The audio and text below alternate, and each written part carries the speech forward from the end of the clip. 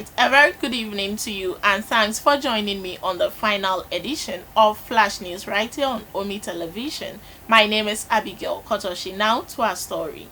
Principal Research Scientist of Council for Scientific and Industrial Research, Dr. Kwejo Anson Asante, explains the recirculation in the water economy and its importance to improvement. Using the Madina Zongo water crisis as a case study, Dr. Asante further explains that the Recirculate program will help educate the public on how to keep clean water.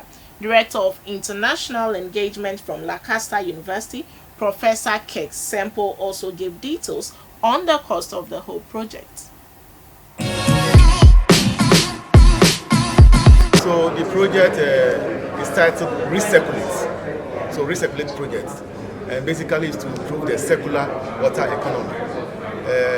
There were 5 packages under the project, and I took one of the packages. That's a work package 2, which deals with water and sanitation. So initially, there were a lot of communities that we actually identified having similar challenges, but we needed to actually settle on 2 of them. That's Madina Zongo and then Ubese, because they settle, or they actually conform to what we actually needed. And secondly, because of funds.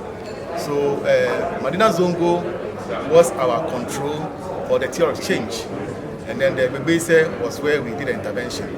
So basically what we did was that we undertook drinking water sampling, and this was done across a journey. So we began from water journey 1, that is the point of water treatment, and then water journey 2 was the transmission lines.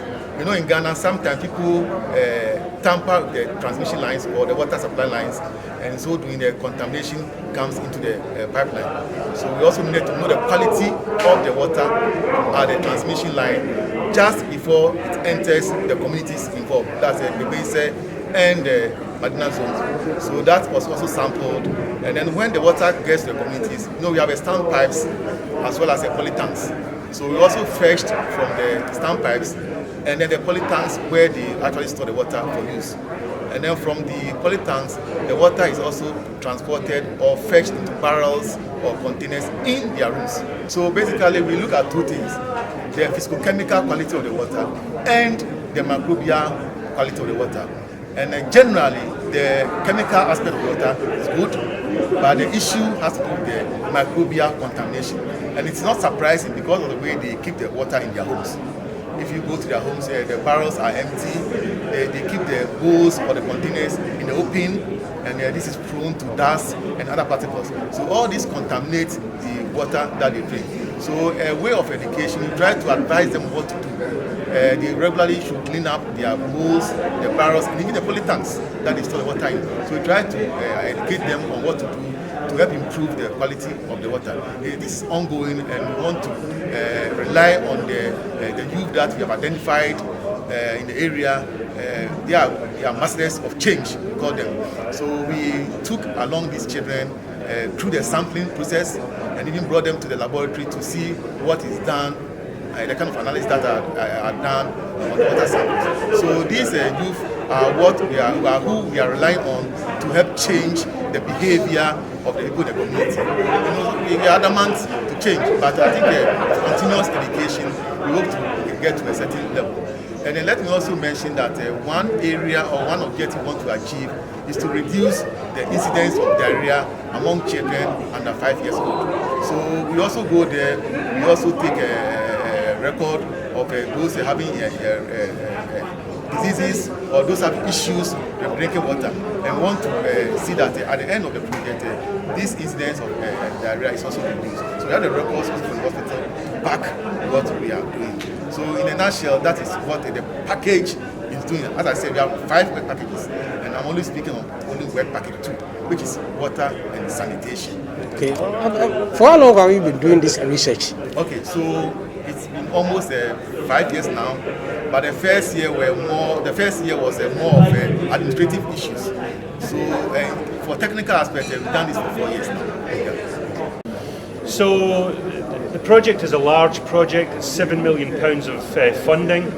It pulls together numerous partners in the university, research, private sector, policy sector, and of course the communities that we're working for as well to support through the project.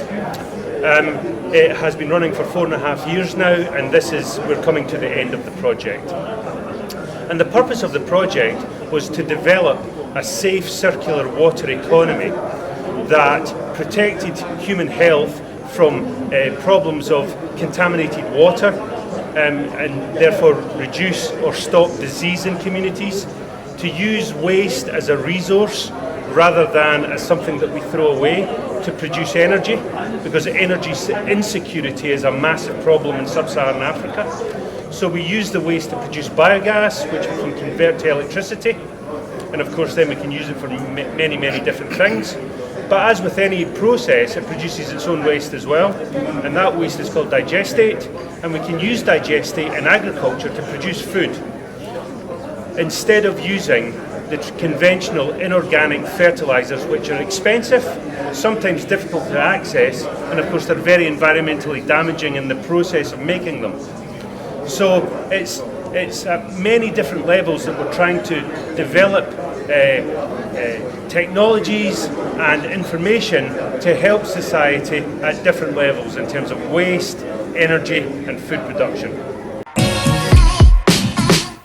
So that'll be all for Flash News with me, Abigail Kotoshi. Thanks for watching.